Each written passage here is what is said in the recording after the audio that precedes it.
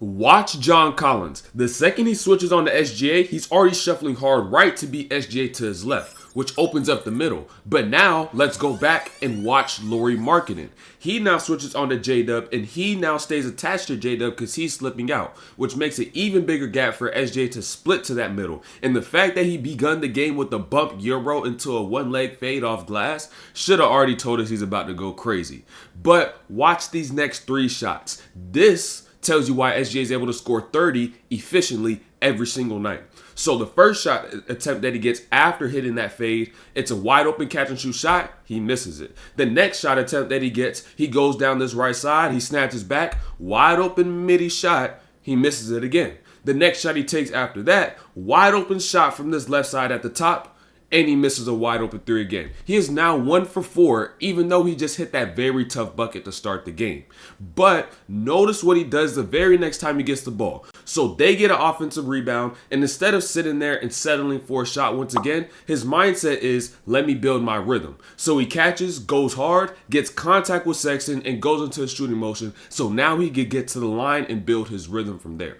Now notice how SGA starts to play his game. Off this rebound, they come down transition and Isaiah Collier picks up on SGA. If you look at that first possession we watched, you'll see that Lauri Markkanen is SGA's primary defender. But now since he has Collier, that is a size advantage and a height advantage. So SGA is going to go down, turn his back, and get into the mid-range instead of playing on the outside and settling for a jumper. So now he posts up, he turns to the middle of the floor to see are they going to double team him, to see does he have any cuts that are open. And since he doesn't, since there's no double team, he hits that bump, gets into a step back, and knocks down this midi. Those 5 possessions right there show you why SGA is a biblical bucket. Because Galatians 6:3-4 says, if anyone thinks they are something when they are not, they deceive themselves. Each one should test their own actions. Then they can take pride in themselves alone without comparing themselves to someone else. SGA shoots 35% from 3, but on 2s, he shoots 59.2%.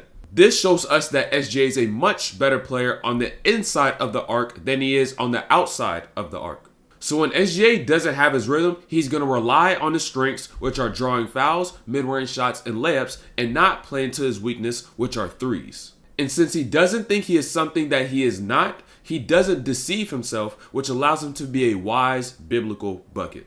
Now, let's go back and break down the rest of his buckets.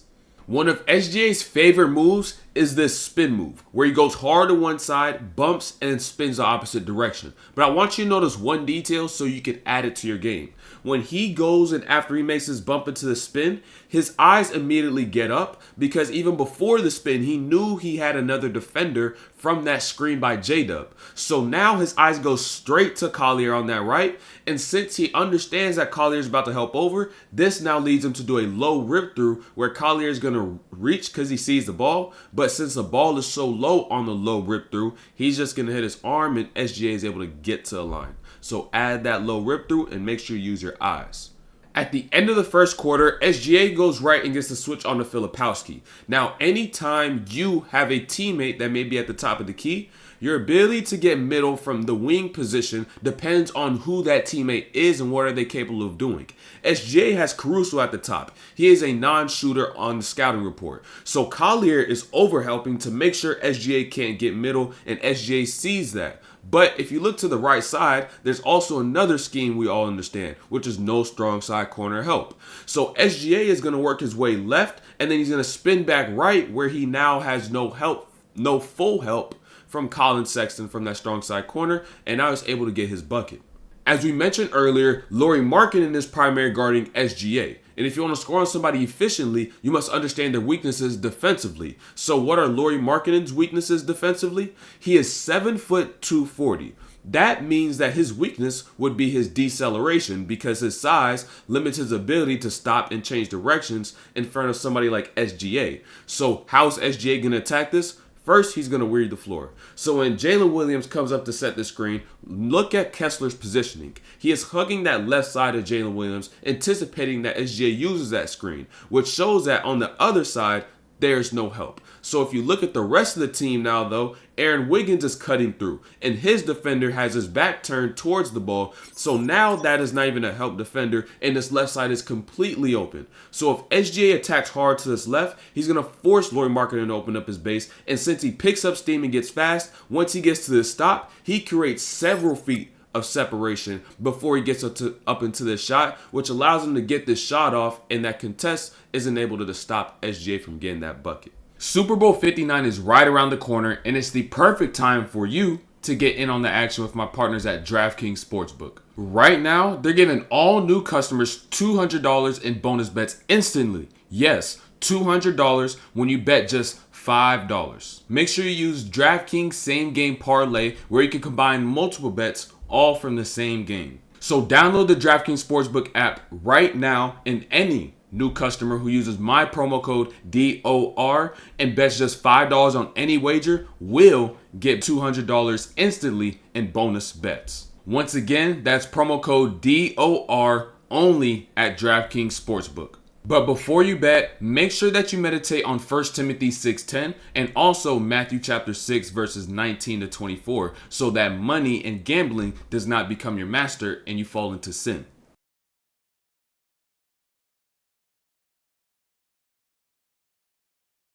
Remember what I just said about Markkanen's size and inability to change direction? On top of that, he's not accustomed to guarding elite ball handlers like SGA. So now when SGA walks him down and he steps over hard to his left side, Markkanen's most likely going to bite on that step. So this is going to allow SGA to cross over to that right, create all this separation, because Markkanen is not accustomed and doesn't have the instincts to guard a player of SGA's caliber on the perimeter. So now SGA gets that shot off and doesn't even worry about the contest because of the room he created.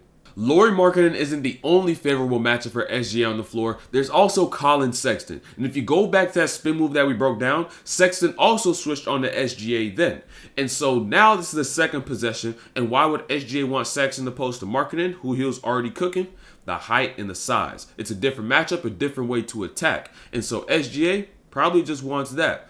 So now when he gets this switch, he's going to go hard to this right, away from where Cason Wallace is slipping out because he has room on that right side. And then boom, snatch, develops a quality look by using his shoulder, the size advantage, that's where it comes into play. But he misses this, right? But nonetheless, 40 seconds later, he still likes this matchup. And to end out the second, he gets a switch on to Colin Sexton. This time, there's no slip out from Cason Wallace. So SGA at this point just gets into his bag, mixes up Sexton, and gets his bucket.